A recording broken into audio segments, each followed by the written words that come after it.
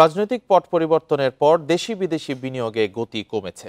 সেই সঙ্গে রাজনৈতিক অস্থিরতায় কমেছে কর্মসংস্থানের সুযোগ, বাড়ছে বেকারত্ব। তাই বাজেটে অর্থনৈতিক পুনরুদ্ধারকে গুরুত্ব দেওয়া উচিত ছিল বলে মনে করেন অর্থনীতিবিদরা।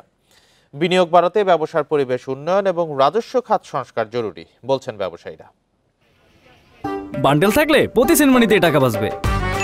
বিকাশ সেনমানি বান্ডেল কিনে জিতুন প্রতি লেনদেনে।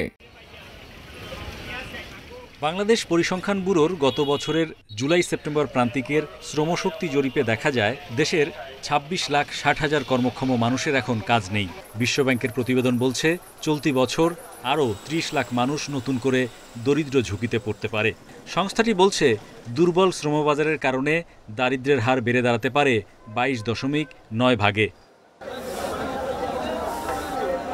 অর্থনৈতিক কার্যক্রমের এ ধীরগতি মোকাবিলায় বিনিয়োগ ও কর্মসংস্থানে জোর দিচ্ছেন অর্থনীতিবিদরা, যদিও বাজেটে যথেষ্ট উদ্যোগের অভাব দেখছেন তারা। এখনো কিন্তু মজুরি বৃদ্ধির হারের চেয়ে মূল্যস্ফীতির হার কিছুটা বেশি আছে। সো আমরা যদি বিনিয়োগ যদি আমরা বাড়াতে পারি, সেটাকে প্রণোদিত করতে পারি, কর্মসংস্থান করতে পারি, তাহলে মূল্যস্ফীতিটা ক্রমান্বয়ে কমে আসবে বলে আমরা আশা করছি। কিন্তু ক্রয় ক্ষমতাটা তখন আমরা ধরে রাখতে পারব। 2025-26 অর্থ বছরের প্রস্তাবিত বাজেটে এনবিআরের রাজস্ব আয়ের লক্ষ্য 4,99,000 কোটি টাকা, যেখানে চলতি অর্থ বছরের 11 মাসে আয় 3,21,500 কোটি। 35% মতো রাজস্ব বাড়াতে আমদানি ও অন্যান্য শুল্ক ভ্যাটে চাপ বেড়েছে। বাজেটে করজাল বাড়ানোর কোনো উদ্যোগ দেখছেন না ব্যবসায়ীরা। অর্থনীতিকে বেগবান করার জন্য কি এটা একটা সাপোর্টিভ বাজেট হয়েছে? আমরা সেই ব্যাপারে ক্লিয়ারলি বলতে চাচ্ছি যে আমরা সাপোর্টিভ কোনো কিছু এই বাজেটটা আমরা দেখতে পাই। কারণ আমাদের দেশের FDI as a percent GDP কত?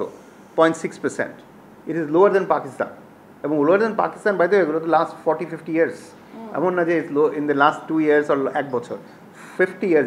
আপনি কি তাকিয়ে দেখবেন, পাকিস্তানের মতো economy has been able to attract more FDI than us. Sad reality. Forget it, economy size of Vietnam তো multiples of us. So structurally আমাদের অনেক কাজ করতে হবে। 2024 সালে দেশে মোট বিদেশি বিনিয়োগ এসেছে $127 কোটি, যা আগের বছরের চেয়ে 13% কম।